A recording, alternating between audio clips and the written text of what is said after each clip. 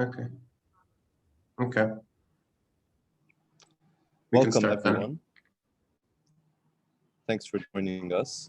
It's my pleasure to introduce to you Liam. He's a very good friend of mine and one of the most influential thinkers on my own thought currently.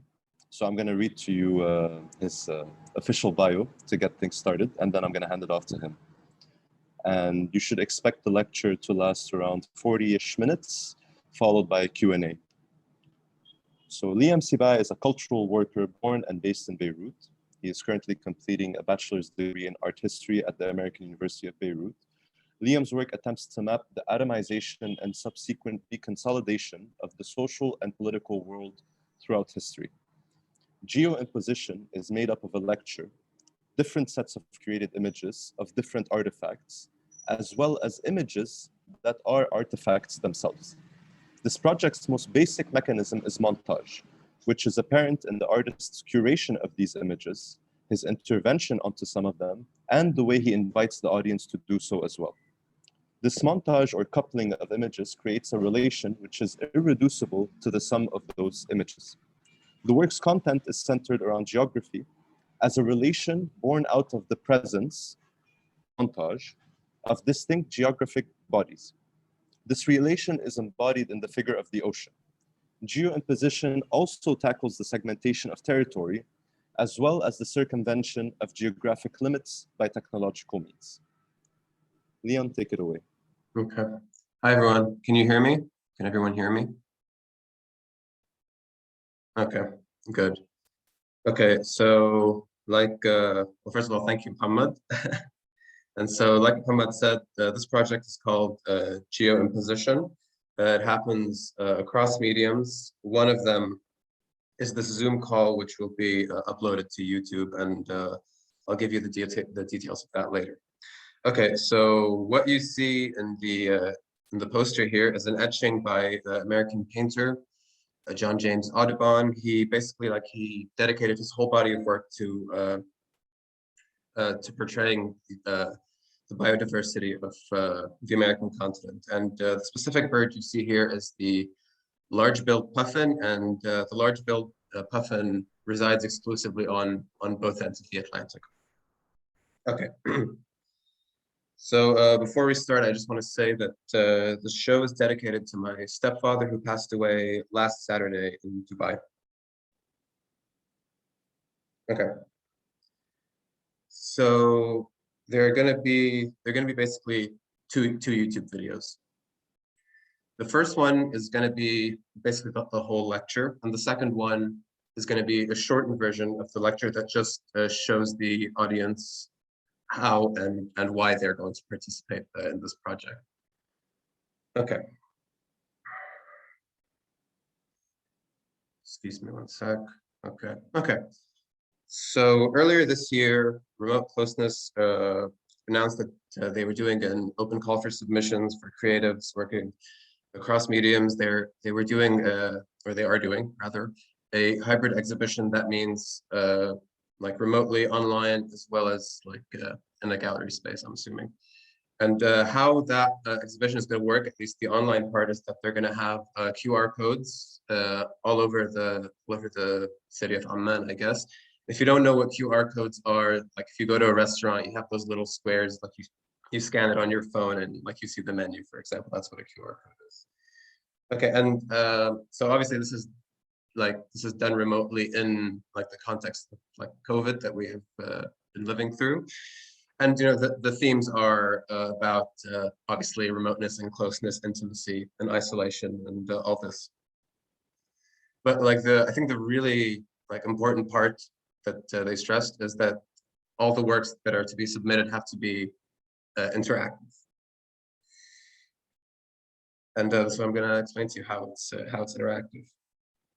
So Geo-Imposition is like split up into 3 phases basically. So step 1, which is the audience scans the QR code and watches this YouTube video. And in the description of the video, there's going to be a link to the artist's work, i.e. like images I created. By the way, I encourage you to look at those because you're really only going to see like a minority of them in this presentation. So they will see a link to the artist's work as well as links to images which they can intervene onto. And this is step 2, that the audience looks at the images that they would like to intervene onto, and they submit them to me, and the details of how to submit them are in the links that I put in the chat, and that will be in the description of the YouTube video. And of course, I encourage you all to submit works if you like. Okay, and step 3 finally is that the artist selects and displays the works, which is also a link in the description of the video and in the chat, but obviously right now that's empty. Okay.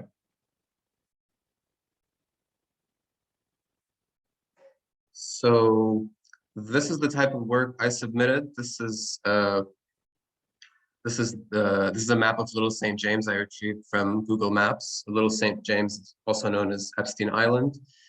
And the billionaire took his plane, which was, I think, later called the Lolita Express, I assume later called that. And this is how he would go to the island to, circumvent American law, I guess.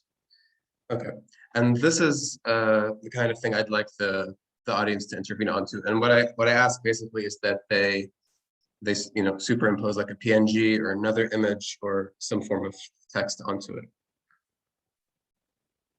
Okay. So this technique of superimposition it's a little bit like montage. It's a lot like montage. So these are 2 shots from Nosferatu, 1922, and they come immediately after each other. The first shot on the left, the man enters the room. As you can see, he's looking to his right, which is our left, and it cuts to the woman looking to her left, our right. So you have these 2 separate shots, and you put them together, you understand this relation between them, which is that these 2 people are looking at each other. And this is something that you wouldn't understand from like the sum of like either one of these images. Like you have to put them like together in order to understand this. Okay. And it's important to know that I guess montage isn't only, or like a relation which is born out of several parts isn't exclusive to 2 things. Like for example, on this Zoom call, we're like these different parts with these different people, but ultimately, like the Zoom call is not reducible to just us as a group. There's a thing that's made for this call. Okay. But of course, like looking at each other, like a relation can be put into like one shot, i.e., and then when it's put into one shot, it can go into montage with other shots basically. And so this is kind of the point that we make a relation through montage, and then we turn that into an object, and then we do a montage with that again. Like how you see here, there's the groom and the bride, and then there's their marriage, which is here embodied in the figure of the priest or whatever the religious institution. Okay. So again, maybe it's clear by now that what I'm doing is that remote closeness gives us a prompt, gives us a context, and then the artist submits a work, and then the work is understood partly through that context.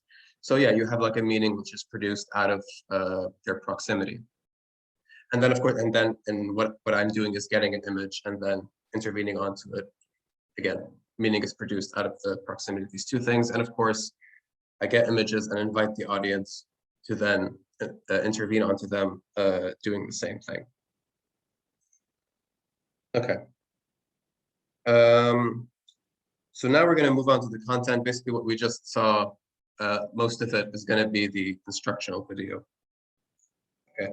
So now we're going to focus on the content, which is not totally unrelated to the montage. Obviously, as you can see in the title of this chapter.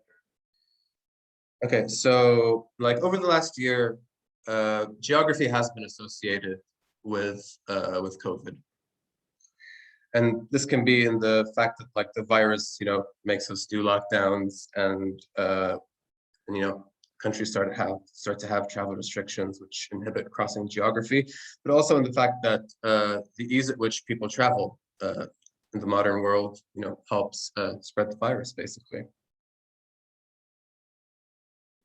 But also, in the COVID context, the digital space itself like becomes an alternative to geography. And yeah, those are the types of things we're going to talk about in this chapter. Okay. So really early on, one of the things I wanted to challenge from like RC's prompt, RC being remote closeness, of course, is this notion that intimacy and isolation are these like binary opposites. Like they are opposites, but they're opposites in the same way that your left hand and your right hand are opposites, which means that they're a pair. They work towards like the same thing. And like, again, very early on, I like thought of this statement, which is the need for isolation is the need for intimacy with oneself. The need for intimacy is the need for distance from oneself. Okay. And in the same way, like another sense that came to me in like the early process of creating this project was that we're distanced from each other because of like a forced intimacy with the virus. Okay.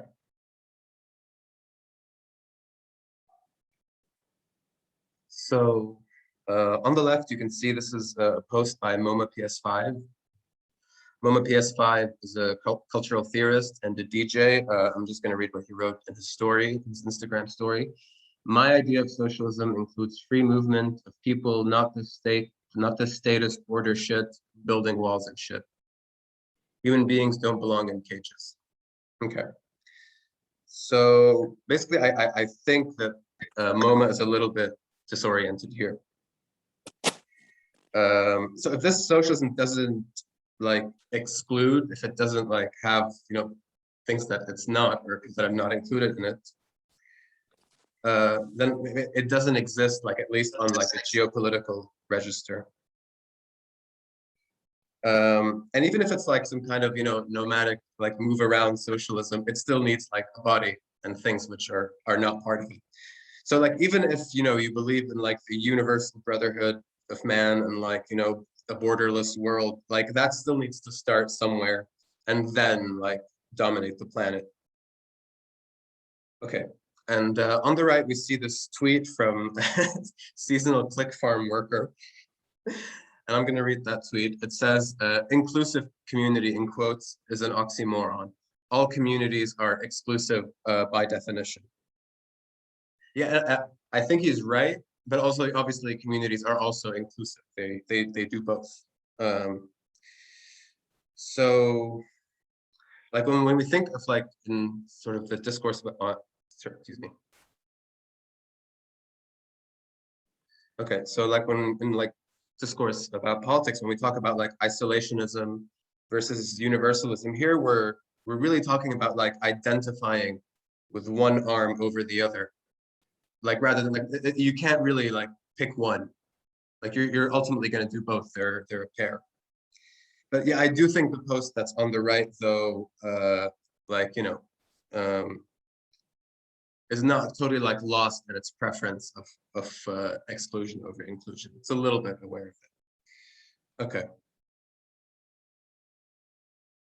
So this is ultimately like the conclusion I came to, that, or like the thing I tried to do, which is I wanted to montage remoteness and closeness together, and like what I think I got is proximity.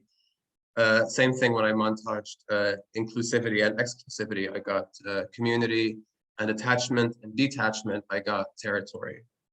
And attachment and detachment, I got this from Fawaz Robinson's book about like Lebanon and like after the First World War, when there were all these debates about whether Lebanon is part of greater Syria or whether it's just Mount Lebanon that's like a historical like natural territory of its own. Okay. So my question is, I guess, what happens when you montage two territories? And again, territory being already something which you get out of a montage. So what happens when you do that, when you montage two territories together? So I think this brings me to like the most contentious statement I'm going to make tonight, which is that the Atlantic Ocean, or the North Atlantic rather, doesn't really exist. So yeah, like if you put Europe and Europe and North America in like a montage, I think we get whatever, like Atlantic geography, let's call it, or North Atlantic geography. So like an ocean isn't really a body in the same way that the continent is a body. It's actually just this lack that's between them. And of course there are like landforms underwater, but the water itself is not like a piece of land. The water actually just goes there by default because, you know, it's like this, it's like lower there. So the water tends to fall there. Okay. So what I'm trying to say, I guess, is that the North Atlantic is just like the relation that's born out of the montage between Europe and North America that gains corporal form. So it's this relation that gains like a bodily corporal form. Okay. But like consider the montage made by like mercantilism in the British Empire, like the colonial period, basically. Okay. So where territories like such as like the colonies in America, they weren't just like an expansion of like imperial territory.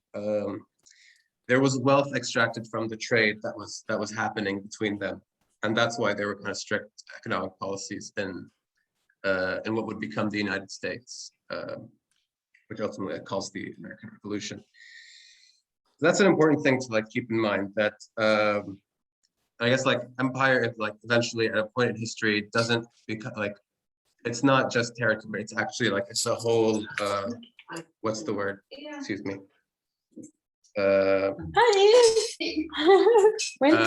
Andrea, your mic is on. Anna, Andrea. Welcome. Hello? Not here. Liam, mute her Yeah. and make me co-host. Okay, one sec. I think Go to she's good. Also, maybe Just make me the host. No, make me the host. I have the Zoom Pro, man. okay. Hold up. Okay, I'll make you the host. Where are you? Make host. Okay, and when you're the host, can we go on? Like, do I not need to upgrade? Because they're saying I'm running out of time. So I didn't know that was a thing. I should have started the meeting, but it's okay. Okay, well, I guess I'll just send the link again. Yeah, sorry guys. Okay, but let's go on. So yeah, like empire doesn't only like becomes not just a territory, but like a microcosm where one empire would like trade with another, you have like an empire sort of trading with itself. So like this pair of works, I think like is like encapsulates a lot of the big ideas of geo-imposition like really well.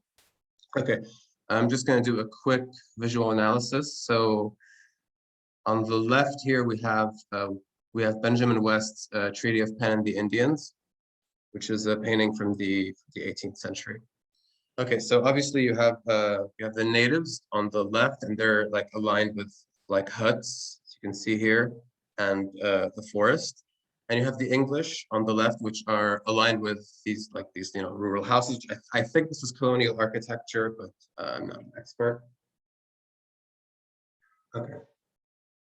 But an important thing to note is they're also aligned with the sea, or with the ocean rather. So we'll get back to that. But what you see here is basically a montage between these two things. You have colonized, and colonialism.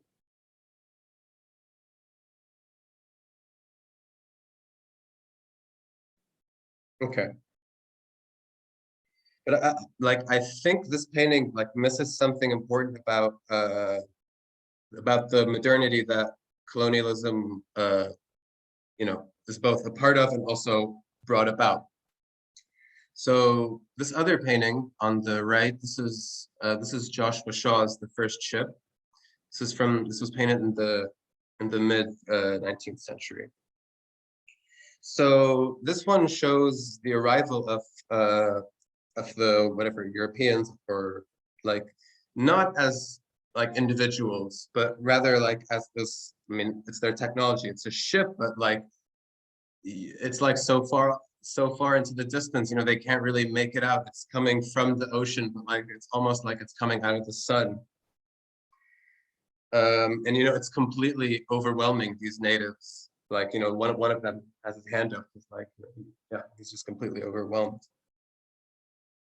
So, and this is no surprise in light of like the fact that Shaw painted this in the mid 19th century, when like industrial modernity was beginning to like radically and suddenly and like non-consensually like change people's lives in an unprecedented way. Okay, so for me, it's like important to emphasize that the colonizer did not only come into contact with like the specific ethno-cultural body that is the colonizer, but with the whole like meta system of colonialism.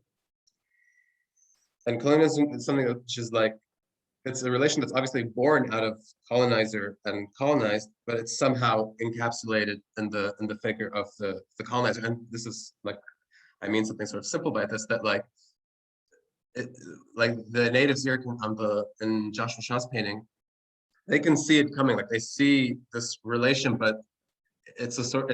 They can see that it's something separate from them, but at the same time, like it is something that it is a relation. Like it's like, if you want like further proof that it's like a relation, like they're overwhelmed by like this relation, i.e., they have a relation with this relation. So.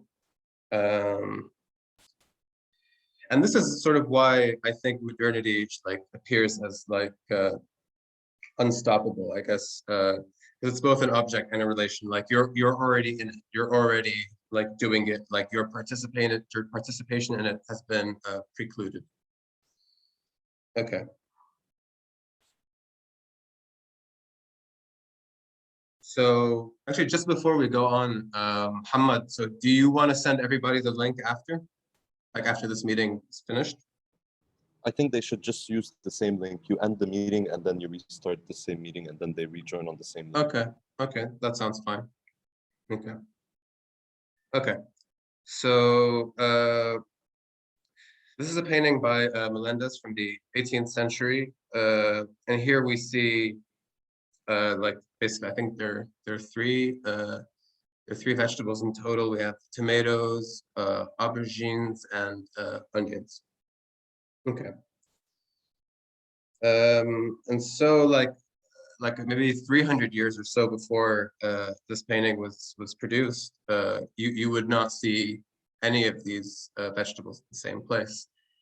Tomatoes were for a time indigenous to the Americas. The aubergines and onions were basically indigenous to Asia and Africa. Okay, but also like it's important to know that like the importation of things like tomatoes and of like agricultural techniques from the New World or the Americas created like a big food surplus for a time in Europe, and that allowed a lot more people to go into things like the humanities and technology. Okay. So Marx has this really interesting quote in describing modernity, what happens in modernity, which is that it's very famous quote, "All that is solid melts into air." And I think this could refer to a lot of things. You could definitely relate it to the like long-standing hereditary aristocratic families having like to compete with this new emerging bourgeois class.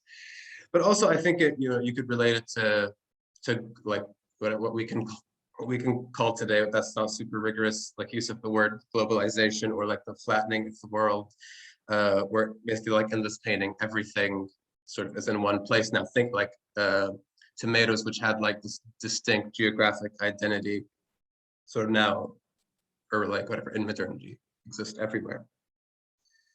You could also you can also like relate this quote of all that is solid melts into air to this notion that everything, like to use Marx's word, everything reduced to the money relation, like in modernity. Okay. Okay, so if we consider the term surf the net in the context of this idea of modernity melting things, I think we can start to see like a continuity of like something that's still going on today with the internet. So, okay, we have about 2 minutes left. I'll just maybe talk about the images real quick. Okay. So what you see on the left is the logo for Pirate Bay. If you don't know what Pirate Bay is, it's basically where you can get like free movies and games and like pornography and stuff like that. And on the right, we have this really cool map by this company, Telegeography. It's a map of submarine internet cables, but also like pays homage to like the maps of the age of exploration. So it's really cool. Sorry.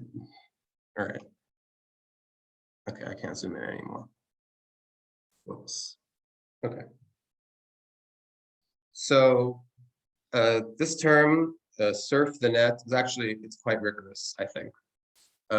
It emerges in like the early 1990s, back when the internet was still like a do-it-yourself blogosphere, where we don't have like these tech giants that we have today, like Facebook and Google and Netflix.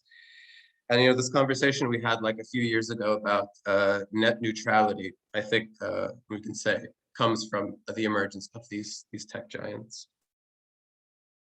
Okay.